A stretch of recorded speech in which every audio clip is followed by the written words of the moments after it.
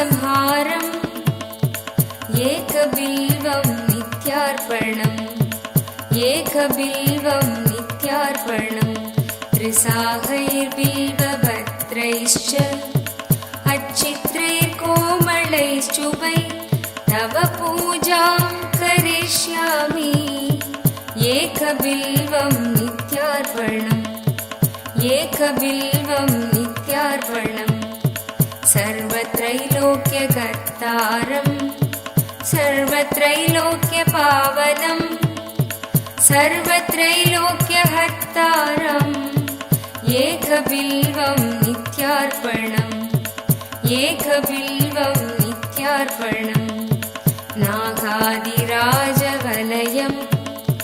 नागहारेण भूषितम् नागकुण्डलसंयुक्तम् एकबिल्वं नित्यार्पणम् एकबिल्वं नित्यार्पणम्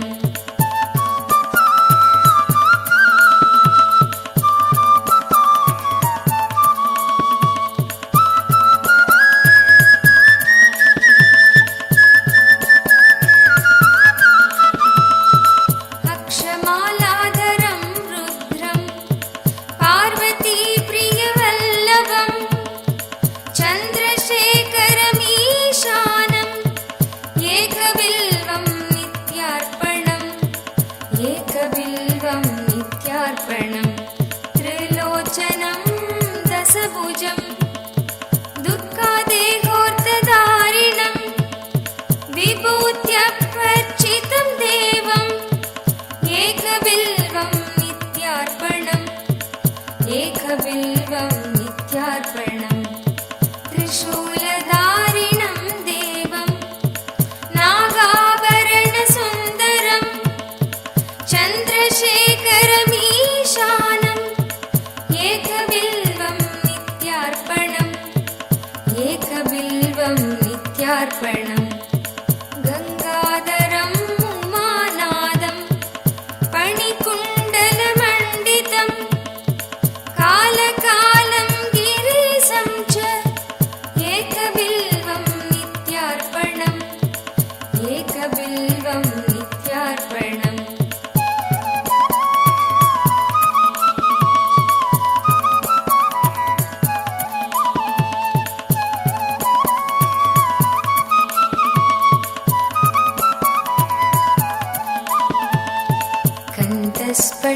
स्फटिकसङ्कासं चितिकण्ठं कृपानिधिं सर्वेश्वरं सदा शान्तम् एकबिल्वं नित्यार्पणम् एकबिल्वं नित्यार्पणम् सच्चिदानन्दरूपं च पारनन्दमयं शिवं वागीश्वरं चिदाकाशम् एकबिल्वं नित्यार्पणम् एकबिल्वं नित्यार्पणम् शिविविष्टं सहस्राक्षं दुत्तुभ्यां च निषङ्गिणं हिरण्यबाहुं सेनान्यम् एकबिल्वं नित्यार्पणम् एकबिल्वं नित्यार्पणम्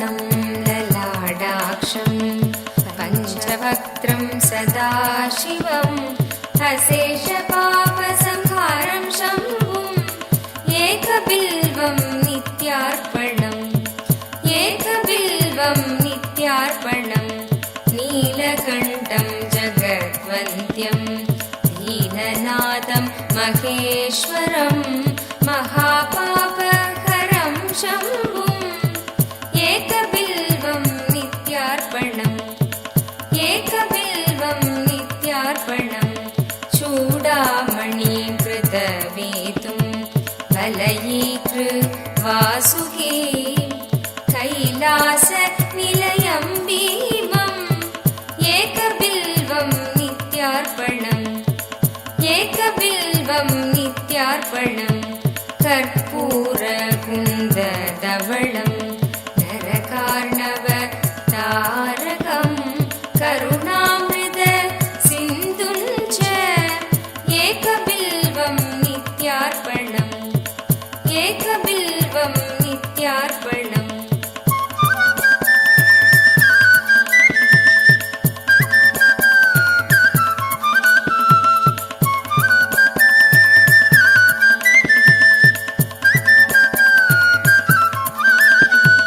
महादेवं महात्मानं भुजङ्गाधिपकङ्कणं महापापहरं देवम् एकबिल्वं नित्यार्पणम् एकबिल्वं नित्यार्पणम् भूदेशं कण्ठपरशुं वामदेवं विनागिनं वामे शक्तिधरं श्रेष्ठम् एकबिल्वं नित्यार्पणम् एकबिल्वं नित्यार्पणम् बालेक्षणं विरूपाक्षं श्रीकण्ठं भक्तवत्सलं नीललोहितं खड्वाङ्गम् एकबिल्वं नित्यार्पणम् एकबिल्वं नित्यार्पणम् कैलासवासिनं भीमं कठोरं त्रिपुरान्तकं वृषाङ्गं वृषभारूढम् एकबिल्वं नित्यार्पणम् एकबिल्वं नित्यार्पणम् एकबिल्वं नित्यार्पणम् एकबिल्वं नित्यार्पणम् एकबिल्वं नित्यार्पणम् एकबिल्वं नित्यार्पणम्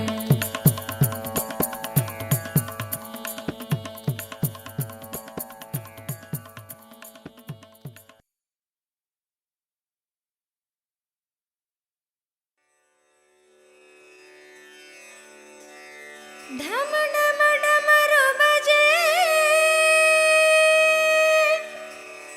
शङ्कर गण गण गण्डा बजे भोलेनाथ शम्भो शङ्कर नित्यानन्द शम्भो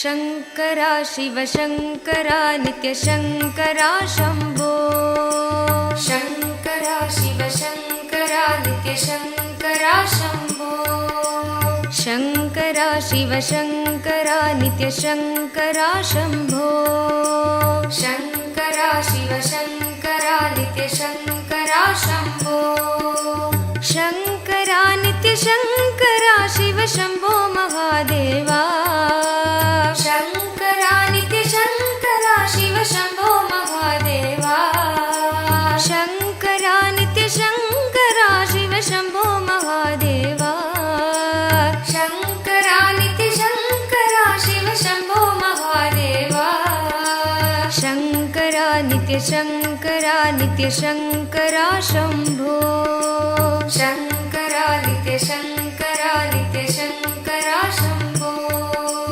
शङ्करा शिव शङ्करा नित्यशङ्करा शम्भो शङ्करा नित्यशङ्करा नित्यशङ्करा शम्भो शङ्करा नित्यशङ्करा शिव शम्भो महादेवा शङ्करा नित्यशङ्करा शिव शम्भो Mahadeva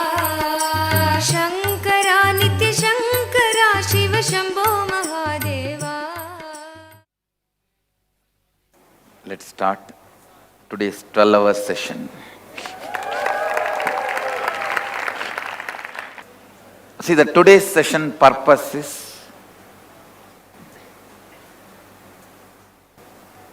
Turiyatita getting established in your neurological circuits.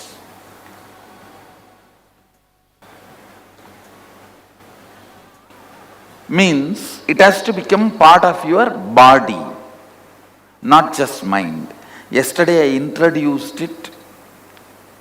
Naturally, when I introduce it, can only become part of your mind.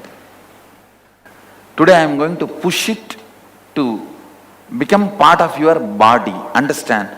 Only anything becomes part of your body, it will become your reality.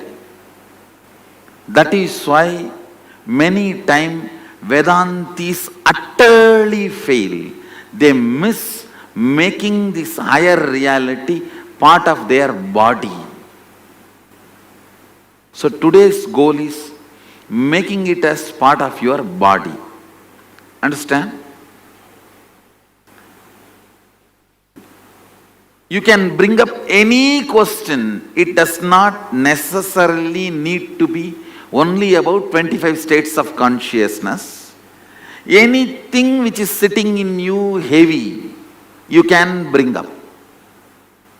If it is too personal, then bring it up in the energy session when we have. But anything you can ask openly. Like something is not right in your house, which you can share openly. Which you can't share openly, ask in the energy session. The personal questions, whatever you can share openly, whatever you can ask openly, you can bring everything. I am going to sit and attend everything. I'll listen to everything, because only when you release whatever is sitting heavy in you, I can make this experience as part of your body. Now I have to bring it into your body, not just mind. Anything, any higher reality, higher states of consciousness, I can introduce to your mind, but that is not enough. It has to become your body. See, I am going to bring this Turiyatita into your body, so there will be huge healing in the body. All the physical ailments will be healed today. Because today only I am going to bring that into body.